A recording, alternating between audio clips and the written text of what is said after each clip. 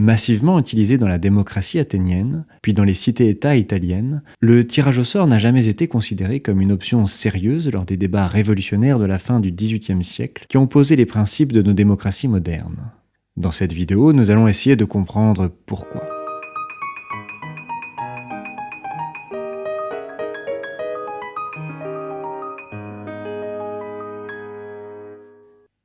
Avant les révolutions anglaises, américaines et françaises, le tirage au sort est encore présent dans l'esprit des philosophes politiques. En Angleterre, Harrington prône une république, mais sans tirage au sort, car il pense que c'est justement son usage abusif qui a conduit à la fin de la démocratie athénienne.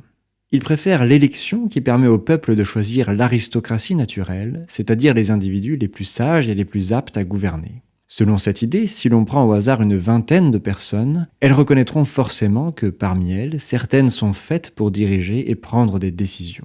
Le tirage au sort n'est pas intéressant de ce point de vue, car il ne permet pas de sélectionner ses leaders naturels. Pour Montesquieu, le suffrage par le sort est de la nature de la démocratie, tandis que l'élection est celle de l'aristocratie. Attention toutefois, car à l'époque, la démocratie n'est pas vue comme un idéal, mais comme une curiosité du passé. Le tirage au sort est intéressant s'il est utilisé dans de bonnes conditions, par exemple en se basant sur le volontariat et en obligeant les magistrats tirés au sort à rendre des comptes. Il limite le nombre d'incompétents mis au pouvoir et garantit une certaine rotation des charges. Montesquieu dit aussi que le sort est une façon d'élire qui n'afflige personne. Il laisse à chaque citoyen une chance raisonnable de servir sa patrie. Ceci, cependant, ne peut fonctionner que dans une société égalitaire où les citoyens ont une éducation et un niveau de richesse équivalent.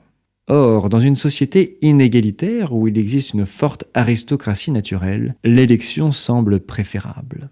Rousseau, de son côté, est admiratif de la démocratie. Dans un régime idéal, le peuple exercerait à la fois le pouvoir législatif et exécutif, mais puisqu'il n'en est pas capable, il faut séparer ses pouvoirs. Le tirage au sort convient parfaitement pour sélectionner les membres du gouvernement, car les personnes ainsi choisies sont indépendantes du pouvoir législatif, qui, quant à lui, est directement incarné par le peuple.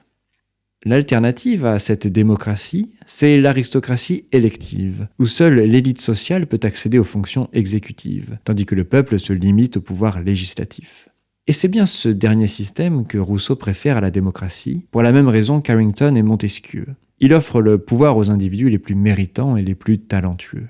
Ainsi, même s'il est boudé par les philosophes, le tirage au sort reste un concurrent sérieux de l'élection dans les débats de sciences politiques. Dès lors, comment expliquer son absence lors des révolutions ?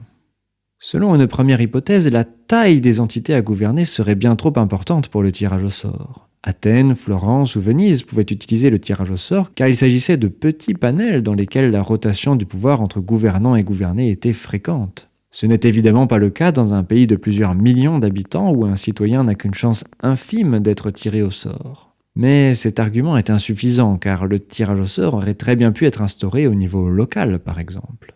Le non-débat autour du tirage au sort vient d'ailleurs, la théorie du consentement.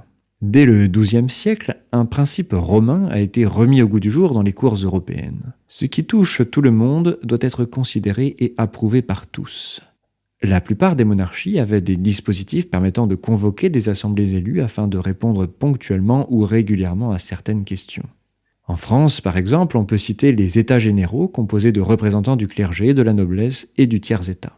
Cet usage a forgé au fil des siècles le principe du consentement, énoncé en ces termes par Locke.